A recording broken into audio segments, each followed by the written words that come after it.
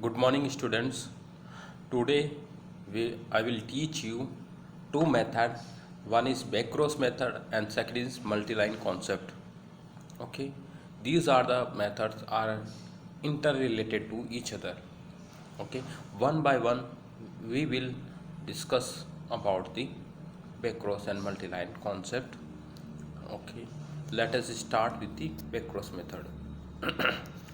Here you see the definition of Beckrose and the objective of the Beckrose method. So Beckrose method means what? When you will cross between two parents, suppose there is a two parent P1 and P2. Okay, after the crossing between two parent, we will get F1 hybrid.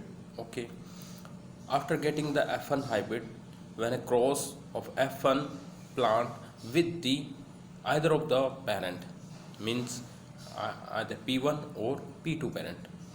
Okay, so when the seed are got of Beckrose, that is a PC1. Okay, so that is the Beckrose, means crossing of F1 with the parent P1 or P2. So that is the Beckrose method. A main objective is of this method is that improve the specific defects in the yield variety. Okay, suppose the defect in the yielding variety is that resistance means we are transferring the resistance genes in the yielding varieties. Suppose one variety is susceptible to rust disease, so we will select a variety which is having the resistance gene, and we made crossing between them and follow the Beckrose method procedure. Finally we will get a variety which is having the resistance against the rust. So that is the main objective of the Beckrose method. Okay. In simple language I will start to discuss with you. Beckrose means, suppose two parent, suppose there वहाँ पे suppose दो parent है P1 और P2. Okay, P1 parent का cross करवाते हैं P2 से. ठीक है, तो इनमें से एक पेरेंट क्या है, P1 और P2 में से एक ससेप्टिबल है, एक रेजिस्टेंस है. ठीक है ना. अब ससेप्टिबल जो पेरेंट है जो डिजीज से, उससे हम एक इंट्रोग्रेस कराना चाहते हैं जीन रेजिस्टेंस से, तो क्रॉस करवाना पड़ेगा. और क्रॉस करवाने के बाद में जो प्रोजनी आएगी इसको बोलते हैं F1. और F1 को क्या बोलते हैं, फर्स्ट फीलियल बोलते हैं इसको. क्या, फर्स्ट फीलियल. अब इस फर्स्ट फीलियल का क्रॉस करवाएंगे क्रॉस यानी कि किसी से भी पेरेंट से हम क्रॉस करवा सकते हैं. ये P1 पेरेंट भी हो सकता है, P2 पेरेंट भी हो सकता है. मतलब कि जिसमें रेजिस्टेंस जीन होगा उसके साथ हम क्रॉस करवाते हैं. Beckrose उससे करवाते हैं जो रिकरेंट पेरेंट होगा. ठीक है ना. रिपीटेड Beckrose रिकरेंट पेरेंट से करवाते हैं. और जो क्रॉस होता है P1 P2 में, वो F1 में जीन आ जाता है रेजिस्टेंस का. बट फर्दर जनरेशन के अंदर हमें रिकवर करना होता है. It is very important note कि हमें रिकवर करना होता है जो ससेप्टिबल पेरेंट है उसके जीनोम को, इसलिए रिपीटेड Beckrose करवाते हैं फिर बाद में. ठीक है ना. तो Beckrose मतलब समझ गया, F1 cross with either P1 parent or P2 parent. This is the Beckrose, and the main objective of the Beckrose is remove the defect in the high yielding variety. हम अब what is the prerequisites for the Beckrose breeding, क्या क्या है हमें चाहिए. सबसे पहली बात है हमें तो इसमें दो होते हैं, दो पेरेंट होते हैं. एक पेरेंट होता है डोनर, दूसरा होता है क्या बोलते हैं, रिसीवर जिसे हम बोल सकते हैं, है ना. जिसमें डोनर वो होता है जिसमें रेजिस्टेंस जीन होता है, और जो क्या बोलते हैं उसको रिकरेंट पेरेंट, जिसके अंदर हमें जीन हमें डालना है, जो रिसीवर है, जो रिकरेंट पेरेंट भी बोलते हैं उसको. अब रिकरेंट पेरेंट एक ससेप्टिबल वैरायटी होती है, और नॉन रिकरेंट या डोनर पेरेंट ये होती है रेजिस्टेंस वैरायटी. तो हमें ये दो चीज़ चाहिए, recurrent parent, non recurrent. Non recurrent कौन होगा, डोनर पेरेंट. रिकरेंट कौन होगा, रिकरेंट पेरेंट, है ना. ये सेम चीज़ है. और रिकरेंट पेरेंट हमेशा क्या होगा, ससेप्टिबल होगा. और नॉन रिकरेंट क्या होगा, रेजिस्टेंस होगा कोई भी डिजीज़ के अगेंस्ट में. और थर्ड चीज़ क्या होना चाहिए, जिस ट्रेट का हम इंट्रोगेशन करवा रहे हैं डोनर पेरेंट से, हाँ रिकरेंट पेरेंट के अंदर, तो वो जो जीन है वो हाईली हेरिटेबल होना चाहिए उस कैरेक्टर के लिए, ठीक है ना। उसकी हेरिटेबिलिटी हाई होनी चाहिए, मतलब उसका जो ट्रांसफ़र हो रहा है ना वो एनवायरनमेंट से कम इफेक्टेड होना चाहिए, उसका इंट्रोगेशन ज़्यादा से ज़्यादा होना चाहिए, उसका जो मतलब कि जो एक्सप्रेशन है फर्दर जनरेशन में ज़्यादा होना चाहिए, ठीक है। ये वाली चीज़। और फोर्थ क्या है, हमें बेक्रॉस करवाना चाहिए जब तक कि वो जो रिकरेंट पेरेंट का जीनोम रिकवर नहीं हो जाए, तब तक हमें रिपीटेड बी क्रॉस करवाना चाहिए जितना रिक्वायर होता है। तो इन जनरल हमें 6 बेक्रॉस रिक्वायर होते हैं टू इंट्रोग्रेस द जीन, ठीक है। ये समझ में आ गया ना कि क्या क्या प्रीरिक्विजिट्स हैं। डोनर पेरेंट होना चाहिए, रिसीवर जिसको बोलते हैं नॉन रिकरेंट पेरेंट, और जीन जो होना चाहिए वो या कैरेक्टर हाई हेरिटेबल होना चाहिए, और सफिशिएंट नंबर ऑफ बेक्रॉस हमें करवाना है। और एप्लीकेशन क्या है बेक्रॉस मेथड का, सीधी सी बात है, डिजीज रेजिस्टेंट जीन ट्रांसफ़र करते हैं हम। यदि क्रॉस इंटरवेराइटल क्रॉस भी कर सकते हैं या इंटर स्पेसिफिक क्रॉस भी कर सकते हैं। इंटर स्पेसिफिक क्रॉस का मतलब होता है दो स्पीसीज के बीच में क्रॉस करवाना which is the having the same genus, है ना, सेम जीनस। जैसे टिटिकम एस्टाइबम एक है स्पीसीज, दूसरी हो गई टिटिकम थाइमोफेवी। अब टिटिकम थाइमोफेवी एक वाइल्ड स्पीसीज है, उसमें रेजिस्टेंट जीन है सपोज रस्ट के लिए, तो टिटिकम थाइमोफेवी का क्रॉस करवाएंगे टिटिकम एस्टाइबम के साथ में, तो इस क्रॉस को बोलते हैं इंटर स्पेसिफिक क्रॉस, ठीक है ना। ऐसा ही मतलब ये गोसिपियम हिरसुटम के अंदर जीन डाला है, मतलब किसी गोसिपियम की अदर स्पीसीज में against the black arm disease in the cotton, ठीक है। तो ये एक एग्जाम्पल होगा इंटर स्पेसिफिक का। और इंटर वेराइटियल मतलब कि दो वेराइटी के बीच में क्रॉस, लेकिन क्या होगा उनका जो स्पीसीज होगा वो सेम होगा। मतलब टिटिकम मेस्टाइबम की दो स्पीसीज ले लो सपोज, मतलब कल्याण सोना ले लो और दूसरा कोई भी वेराइटी ले लो, सो कल्याण सोना और दूसरा ले लो सोनालिका ले लो, तो कल्याण सोना और सोनालिका के बीच में क्रॉना, दोनों एस्टाइबम है लेकिन दोनों क्रॉसिंग ये सब हो रहा है, same species different species but same genes, sorry मतलब स्पीसीज वन उसकी दो डिफरेंट वेराइटी है ना, उसको बोलते हैं इंटर वेराइटियल क्रॉस, ठीक है। और इंट्रा वेराइटियल मतलब एक ही वेराइटी के दो डिफरेंट स्ट्रेन के बीच में क्रॉस होता है।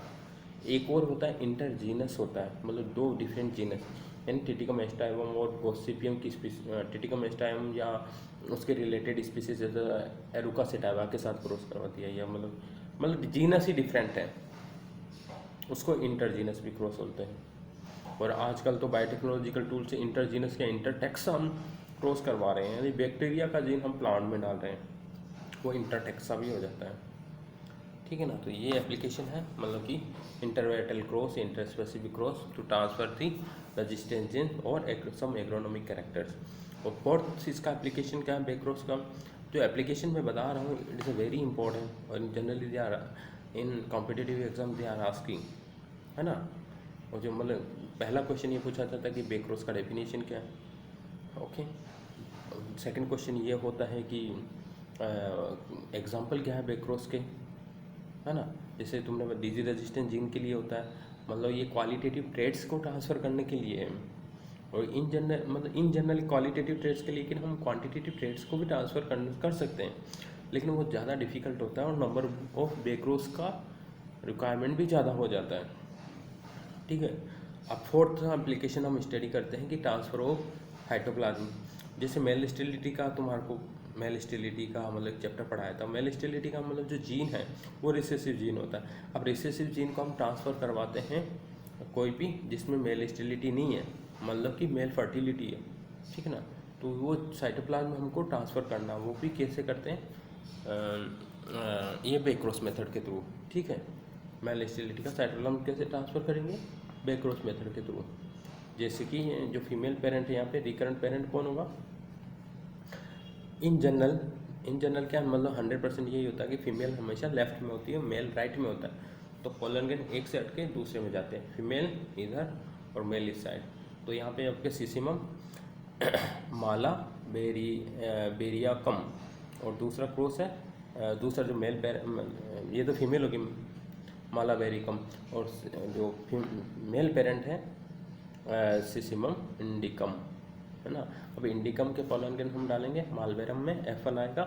अब F1 को अप्रोच किससे करवाएंगे, जो इनमें जिसमें मेल स्टेरिलिटी का जीन नहीं है, फर्टिलिटी का जीन है।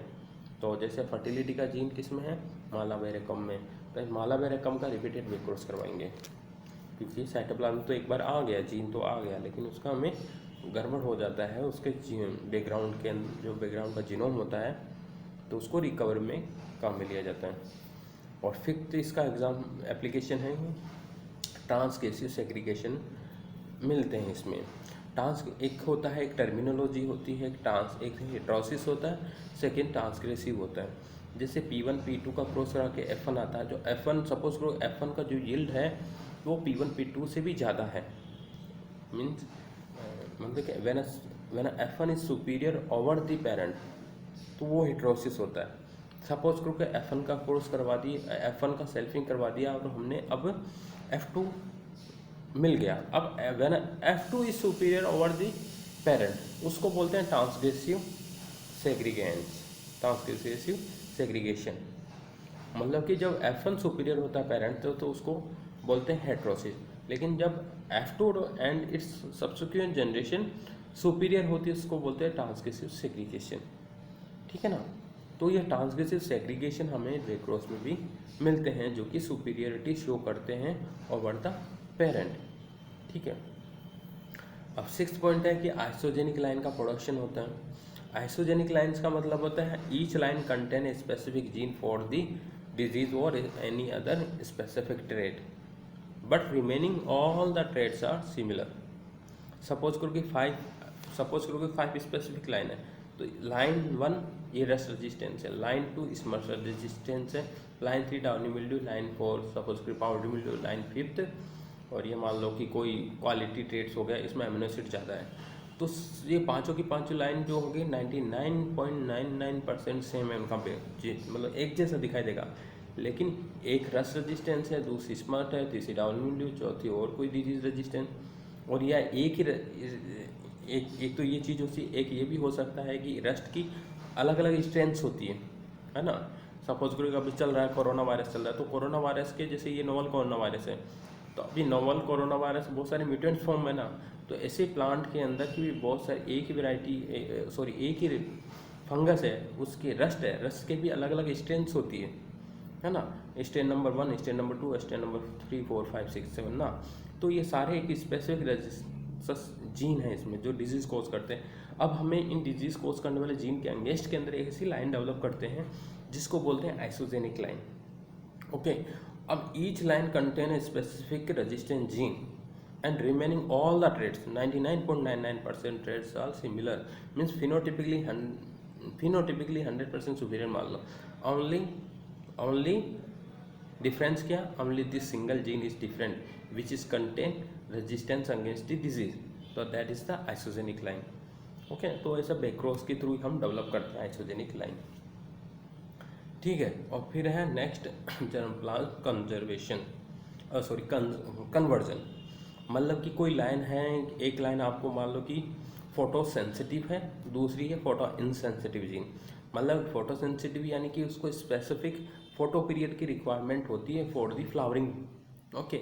और दूसरी लाइन है मीन्स अनदर लाइन है which is does not require the specific photo period for the flowering, तो उसको कोई से भी सीजन में आप उगा सकते हैं, रबी खरीफ जायद कोई भी करो, ठीक है ना। और दूसरी को ये फोटो पीरियड चाहिए, ये समर में ये फोटो पीरियड मिलता है ना। लाइट जिसको मिलता है फोटो पीरियड, यानी कि उसको लाइट कितना चाहिए, है ना।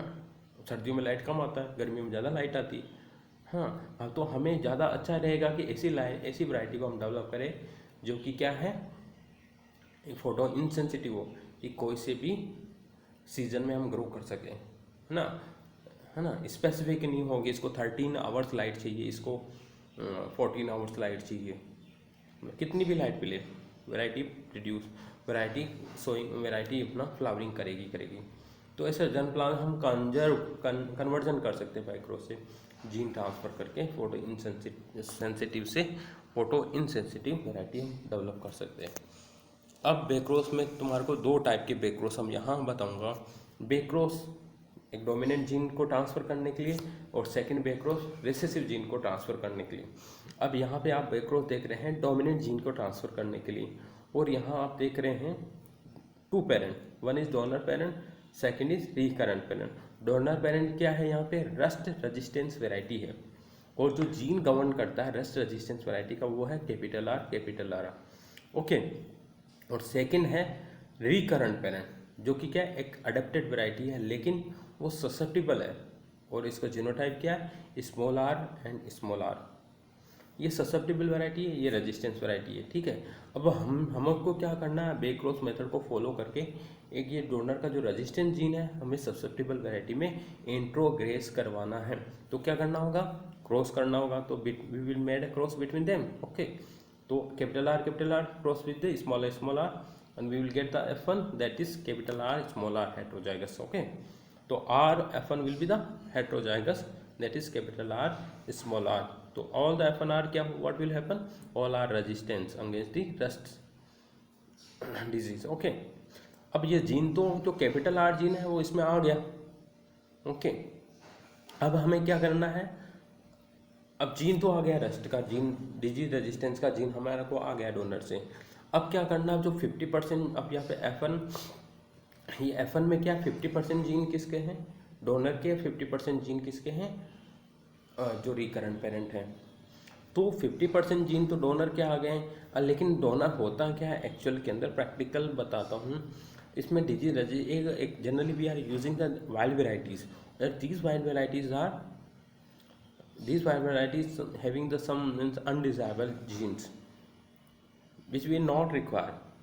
Okay, if this gene will transfer into the our adapted variety which is the having the high yielding variety, which is the having the high yield, if these gene will transfer into this variety, then this variety become low yielding.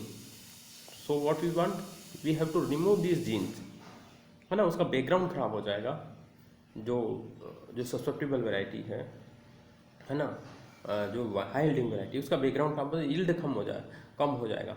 Yield तो अच्छा दे रही है लेकिन उसमें disease susceptibility, हमको क्या चाहिए यहाँ पे, केवल डिजीज रेजिस्टेंस का जीन चाहिए ओनली, और कुछ भी नहीं चाहिए हमें। तो इसलिए हमें क्या करना है, इसका बैकग्राउंड को रिकवर करना पड़ेगा, जो हाई यील्डिंग वेराइटी है जिसको हम बोलते हैं रिकरेंट पेरेंट बोल रहे हैं, ठीक है। तो अब इसके साथ हमें वापस से क्रॉस करवाना, मतलब जिसके साथ आप जितना बार क्रॉस करवाएंगे उसका बैकग्राउंड क्या होगा, रिकवर होता जाएगा। तो अब इसलिए F1 का क्रॉस किसके साथ करवाना, कैपिटल आर के साथ में, ठीक है। फिर BC1 क्या आ जाए, अब यहाँ पे बैक्रॉस किस, F1 का बैक्रॉस किससे करवा रहे हैं, ससेप्टिबल से। तो F1 हो गया कैपिटल आर स्मॉल आर, और रिकरेंट पेरेंट हो गया स्मॉल आर, ठीक है। फिर हमें BC1 क्या मिला, BC1 यानी बैक्रॉस फर्स्ट है। अब इस बैक्रॉस फर्स्ट का अब इसमें क्या मिलेंगे, हमें दो टाइप के जीनोटाइप मिलेंगे, है ना। इसका जब क्रॉस करवा क्या मिलेगा, एक कैपिटल आर स्मॉल आर और दूसरा स्मॉल आर 50% में। अब यहाँ देखेंगे कि जो कैपिटल आर स्मॉल आर है वो रेजिस्टेंस है, और स्मॉल आर क्या ससेप्टिबल है। तो हम क्या करेंगे, फील्ड के अंदर जो ससेप्टिबल है प्लांट्स उनको रिमूव कर देंगे, सेलेक्ट किससे करेंगे, कैपिटल आर स्मॉल आर को, ठीक है ना। ये आपका BC1 यहाँ पे कंप्लीट हो जाता है। और फिर अगेन फिर क्या करेंगे BC2 में, again we will made a cross with the susceptible variety which is the having genotype की small are, again to genotype we will get capital R and small are and we will remove the homozygous recessive that is susceptible variety, उसको plants not varieties plants, उसको remove कर देंगे। फिर again उसको heterozygous को cross करेंगे। तो ऐसे 5 to 6 बैक क्रॉस के बाद में आपको क्या मिलेगा, उसका up to 5 to 6 minimum 5 to 6 आपको बैक क्रॉस करवाना ही होगा to recover the recurrent parent genome which is the having the high yielding genes, है ना। तो हमारे को आफ्टर द बैक क्रॉस 5 और 6 के बाद में क्या होगा, हाई यील्डिंग वेराइटी मिलेगी, प्लस हमें डिजीज रेजिस्टेंस का जीन मिलेगा। ये होता है आपका backcross for the trait of dominant gene. ये फिर ये सिंपल लैंग्वेज में ये बुक से मैंने स्नैपशॉट लिया था, तो ये भी सेम ही है, समझ सकते हैं। अब हमें नेक्स्ट जो बैक्रॉस का जो टाइप है that is backcross for the trait that is recessive gene. अब हमें क्या करना, बैक्रोस के सेकंड टाइप में क्या, हमें रिसेसिव जीन को ट्रांसफर करना। पहले बार जो लास्ट वाला जो मेथड में वहाँ क्या था, वहाँ पे डोमिनेंट जीन था, उसको हम इंट्रोग्रेस करवा रहे थे ससेप्टिबल में। अब इसके अंदर हमें रिसेसिव जीन को इंट्रोग्रेस करवाना है डोमिनेंट वेराइटी, मतलब डोमिनेंट जीन है लेकिन वो ससेप्टिबल है, ठीक है ना। तो राइट हैंड साइड में क्या हो जाएगा, डोमिनेंट हाइल्डिंग वेराइटी हो जाएगी, लेकिन जीन क्या है, कैपिटल आर कैपिटल, जो कि ससेप्टिबल है, अच्छा नहीं है, और उसको रिकरेंट पेरेंट बोलते हैं। और नॉन रिकरेंट जो कि डोनर पेरेंट है, जो लेफ्ट साइड में लिख रखा है, और वो क्या है, रिसेसिव जीन कंटेन करता है फॉर द रेस्ट रेजिस्टेंस, ठीक है। अब इन दोनों का क्रॉस करवाएंगे, F1 आ जाएगा, कैपिटल आर स्मॉल आर। अब इसकी हम यहाँ पर सबसे मोस्ट इंपॉर्टेंट चीज़ ये है, अब हम यहाँ पे हम बैक क्रॉस नहीं करवा रहे, हम यहाँ इसका क्या चलता है मेथड क्या है, यहाँ पे हम पहले हम सेल्फिंग कराएंगे, उसके बाद में फिर back cross, selfing back cross, selfing back cross, selfing back cross, इस टाइप से ये चलता रहता है। और वही अप टू BC5 और BC6 तक हमें बैक क्रॉस करवाना है, तब जाके रिकरेंट पेरेंट का जीनोम रिकवर होगा। तो हमको इतना सा ध्यान रखना है इस बैक क्रॉस मेथड में, which is the transferring the recessive gene, उसमें सेल्फिंग करना है, ये मोस्ट इंपॉर्टेंट है इस प्रोसीजर में, सेल्फिंग करना है। तो F1 का हम सेल्फिंग कर देंगे कैपिटल स्मॉल आर में, तो क्या मिलेंगे 3:1 या 1:1, फिनोटाइप क्या होगा 3:1, 3 are the susceptible, 1 is the 1 is resistance, ठीक है। तो 3 आर ससेप्टिबल, 1 इज रेजिस्टेंस, और we can say 1:1, 1 is susceptible, second is again susceptible, मतलब 2 मीन्स अगेन जो 2 जीनोटाइप मिलेंगे वो again they are the susceptible, and finally the which is the 25% again this is the again this is what resistance, okay ना। तो अब हम क्या करेंगे, जो ससेप्टिबल उनको रिमूव कर देंगे। यहाँ पे ससेप्टिबल कौन है, जो डोमिनेंट जीन कंटेन कर रहा है, capital R capital, capital R small are. तो इन दोनों को जो थ्री टाइप ये दो है 1 2 तो 3 है, इनको रिमूव कर देंगे, और रेजिस्टेंस कौन है उसको सेलेक्ट कर लेंगे, कैपिटल आर स्मॉल आर, ठीक है, उसको सेलेक्ट कर लेंगे। अब हम क्या करेंगे, अब बैक्रॉस स्टार्ट होगा आपका सेल्फिंग के बाद में। अब इस बैक्रॉस में क्या, आप कैपिटल आर के साथ क्रॉस करवाएंगे, that is the susceptible variety. और रिकरेंट पेरेंट, रिकरेंट इसलिए बोलते हैं, यहाँ पे ध्यान देना, रिकरेंट यानी कि हम बार बार यूज में ले रहे हैं। नॉन रिकरेंट का मतलब होता है कि हम एक बार ही यूज में लिए हैं, ठीक है। तो रिकरेंट पेरेंट यहाँ पे कैपिटल आर है, उसके साथ क्रॉस करेंगे, क्रॉस करवाने से जो जनरेशन मिलती है उसको बोलते हैं BC1, है ना। और all the progeny containing genotype capital R small are, again we will do the selfing and the genotype again will get 1:1, remove the 3 genotypes, will intake 1 genotype, that is the resistance. Again we will add the cross with the susceptible variety or recurrent parent, that is the genotype is capital R. तो ऐसे करके again we will get BC2 progeny. तो ऐसे process को continuous करेंगे up to BC5 and BC6 generation तक, ये recessive के लिए होता है।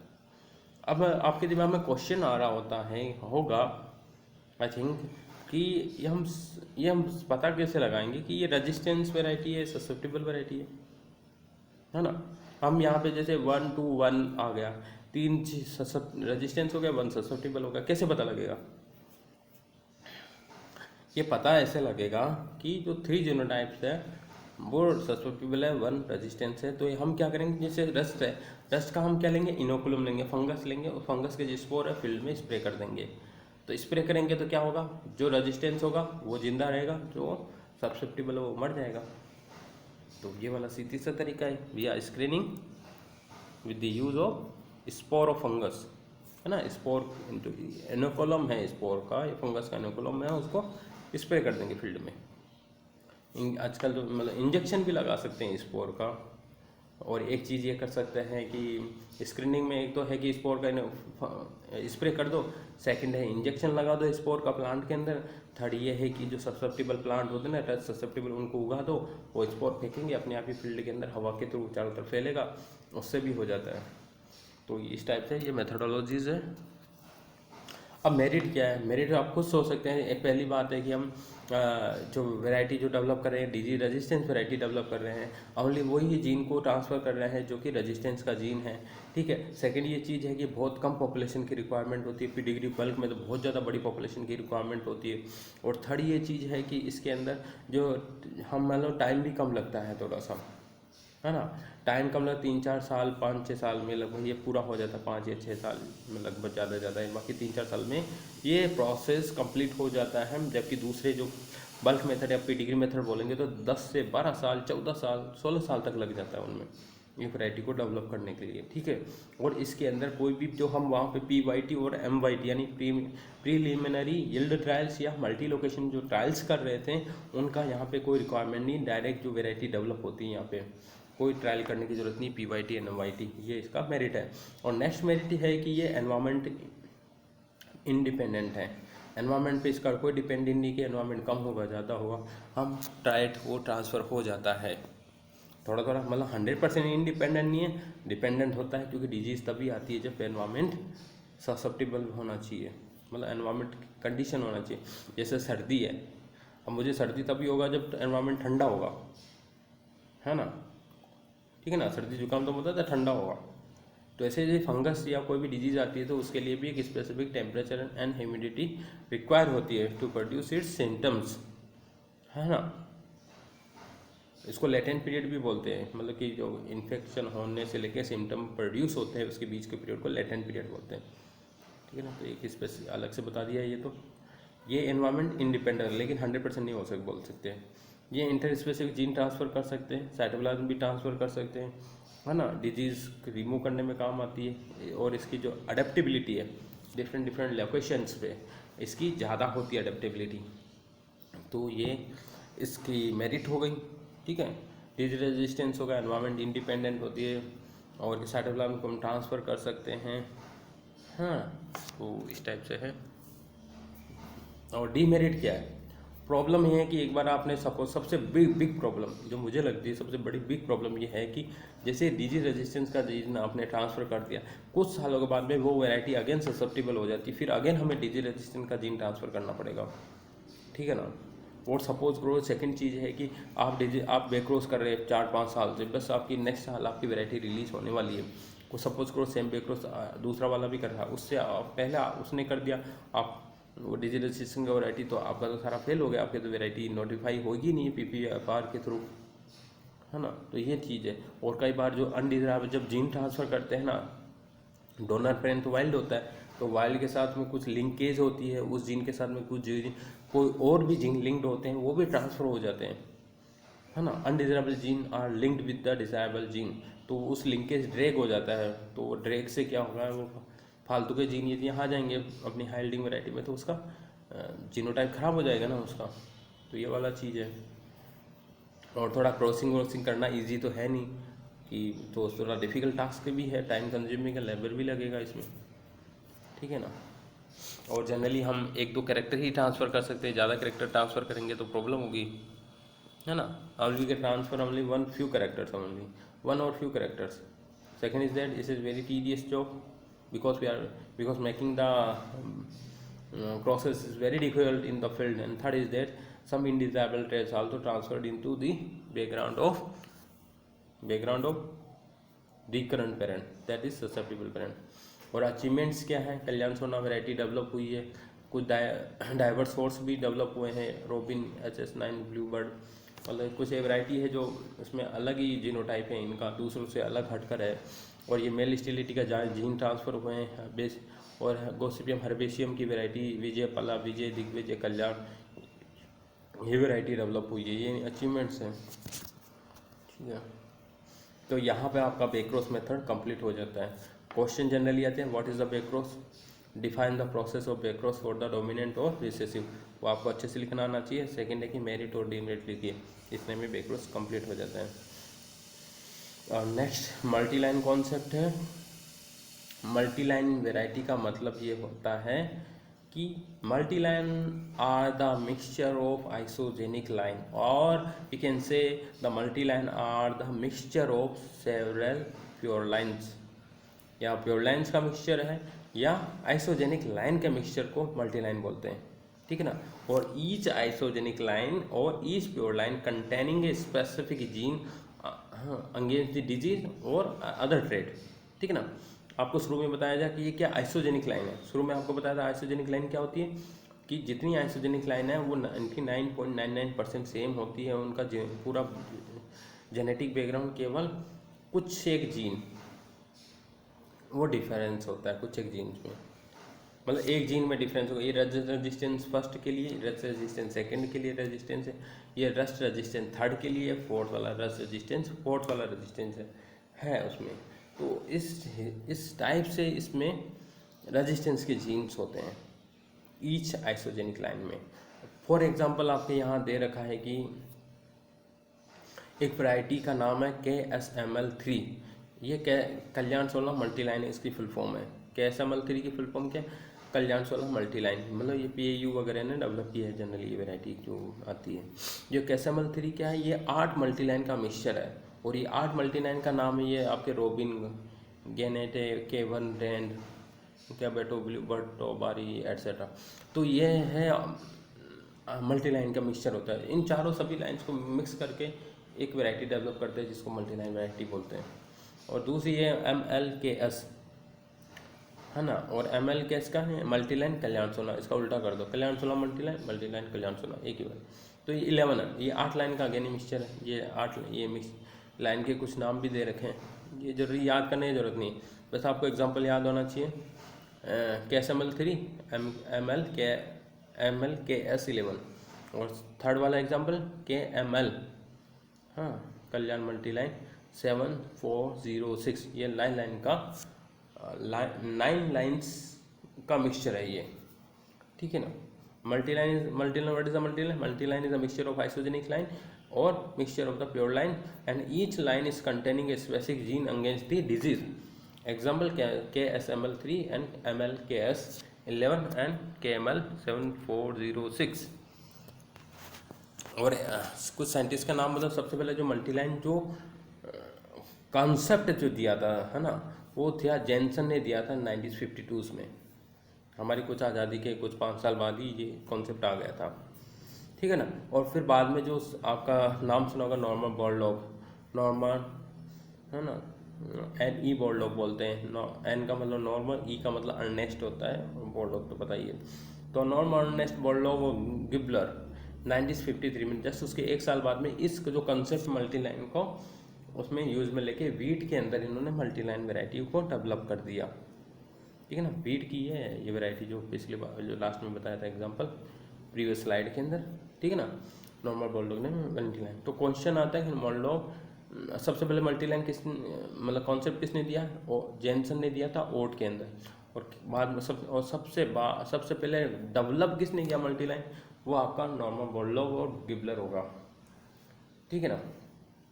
मल्टीलाइन कुछ नहीं होता है, मतलब सपोज करो कि 4 मल्टीलाइन आपको वैरायटी, 4 आपको आइसोजेनिक लाइन डेवलप करना है, तो आपको या तो 4 डिफरेंट डोनर होने चाहिए या एक ही डोनर होना चाहिए। 4 डिफरेंट डोनर तब होंगे सपोज करो कि 4 स्पेसिफिक रेजिस्टेंस के उसमें जीन हैं, तो एक एक डोनर का उस लाइन के साथ क्रॉस करवाना पड़ेगा रेट से अलग अलग। एक डोनर एक ससेप्टेबल, अगेन सेकंड डोनर एक ससेप्टेबल, मतलब कि जो ससेप्टेबल वैरायटी तो एक ही है, डोनर उसका अलग अलग है। तो 4 डोनर का क्रॉस करवाएंगे एक ही ससेप्टेबल वैरायटी से, तो उसमें क्या होगा, 4 लाइन डेवलप हो जाएगी, है ना। सेपरेट सबका बेक्रॉस अलग अलग कराना है। सपोज करो कि ससेप्टेबल वैरायटी S1 क्रॉस करवाया D1 डोनर पेरेंट के साथ, और इसका रिपीटेड बेक्रॉस करवाएंगे, एक वैरायटी डेवलप होगी जिसको बोलेंगे आइसोजेनिक लाइन नंबर 1। फिर है susceptible variety S1 cross with the donor parent 2, फिर अगेन बेक क्रॉस करवाएंगे, ये आइसोजेनिक लाइन बन जाएगी आपकी आगे सेकेंड वाली। फिर donor susceptible S1 cross with the donor parent 3, और ऐसे ही S1 डोनर पेरेंट 4। तो मतलब कि अलग अलग सेपरेट आपको बेक क्रॉस करवाना पड़ेगा, और फाइनली आपको 4 बेक क्रॉस वेराइटियाँ डेवलप होगी। उनको सीड को मिक्स कीजिए, उगा दीजिए, और जो डेवलप वेराइटी हुई है उसको बोलते हैं मल्टीलाइन, ठीक है। फिर बाद में एक साइंटिस्ट आया मार्शल ने क्या किया, फिर इसने मल्टी जो लाइन वैरायटी है उसको दो भागों में डिवाइड कर दिया। एक है डर्टी क्रॉप अप्रोच होता है, सेकंड होता है clean crop approach. Dirty crop approach, clean crop approach, मतलब दो अप्रोच है। तो डर्टी क्रॉप अप्रोच का मतलब होता है कि जितनी भी लाइन्स आपने डेवलप किया है वो सारी की सारी लाइन है ना, वो रेजिस्टेंस का जीन कंटेन करती है, लेकिन उनमें से कुछ line these are the susceptible lines against the disease, for the disease, है ना। तो ये कुछ ससेप्टिबल लाइन होती है, मतलब उसमें जो फंगस का जो इनोकुलम है वो हमेशा रिमेन रहेगा फील्ड में। मतलब रेजिस्टेंस लाइन है लेकिन फंगस का इनोकुलम उसमें हमेशा रहेगा, मतलब कि उसमें डिजीज आएगी उस फील्ड के अंदर, है ना। तो वो डिजीज आने से क्या होता है कि वो मतलब उस रेट से ग्रोथ नहीं करती जिस रेट से अटैक होता है। तो इसका ये थोड़ा सा एडवांटेज है, इसलिए इसको बोलते हैं डर्टी कर्व अप्रोच। डर्टी यानी कि ज़्यादातर जो लाइन्स है रेजिस्टेंस है कि कुछ लाइन्स ससेप्टिबल होती है इसमें, है ना। Some lines are resistance against the disease and a few lines are susceptible to the disease, so that inoculum of the disease is always remain in the field, to prevent the large number of to prevent the spread of the disease in a large area। तो ये है इसका meaning है dirty multiline का। Second क्या है, clean multiline. तो clean multiline के अंदर क्या होता है, सारी की सारी लाइन रेजिस्टेंस होती है, इसमें कोई ससेप्टिबल लाइन नहीं है, सारी की सारी रेजिस्टेंस है। तो और जो मल्टी लाइन के अंदर ऑब्जेक्टिव टाइप क्वेश्चन में पूछा जा सकता है कि मल्टी लाइन जो वैरायटी होती है वो जो लाइंस हैं ये लाइन सारी की सारी हॉरिजॉन्टल रेजिस्टेंस जीन रखती है, ठीक है ना। ये जनरल क्वेश्चन बाद में कभी पढ़ाऊँगा। हॉरिजॉन्टल रेजिस्टेंस क्या होता है, वर्टिकल रेजिस्टेंस क्या होते हैं। तो हॉरिजॉन्टल रेजिस्टेंस का जीन है ये जो कि आइसोजेनिक लाइन कंटेन करती है। मेरिट क्या है इसकी, सीधी सी बात है कि multiline more adaptable to environmental changes than the pure lines cultivated due to the genetic diversity. जो मल्टीलाइन जो वैरायटी है ना, ये मतलब एनवायरमेंट जो फ्लैक्चुएट होगा, जो डिजीज़ आ रही है, कम आ रही है, कितनी आ रही है, जितनी भी आ रही है तो वो उसको सहन कर लेगी डिजीज़ को मल्टीलाइन, ठीक है ना।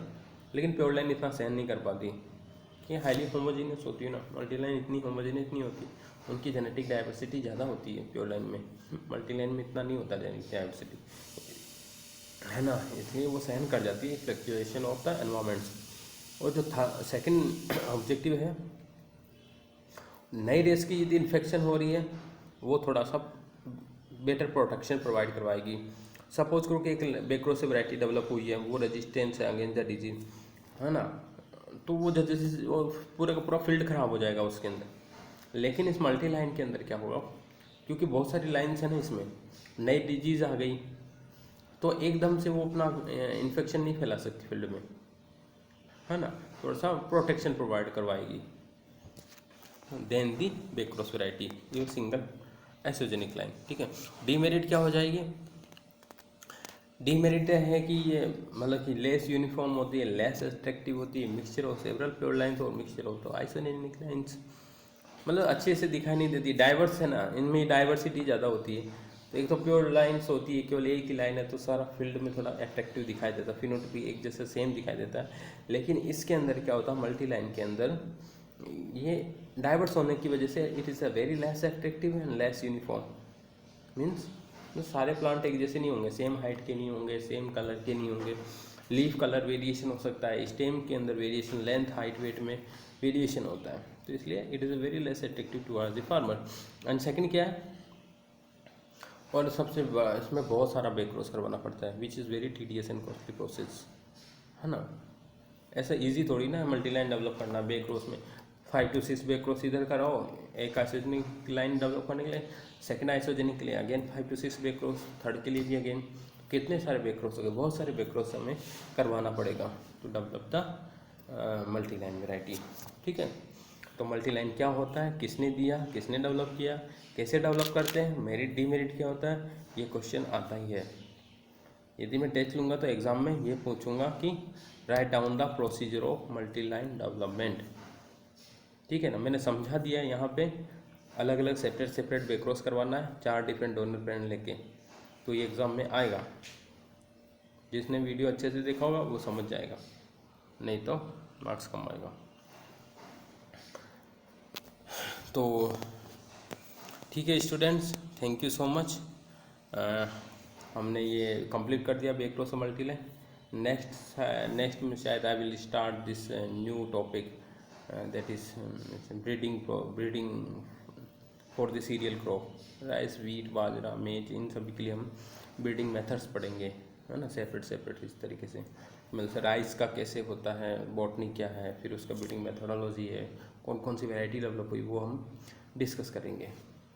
तो okay, thank you so much. If you find any problem regarding this slide, regarding the presentation, and if you are having any question, you can send me in Google Classroom. Okay, thank you so much students.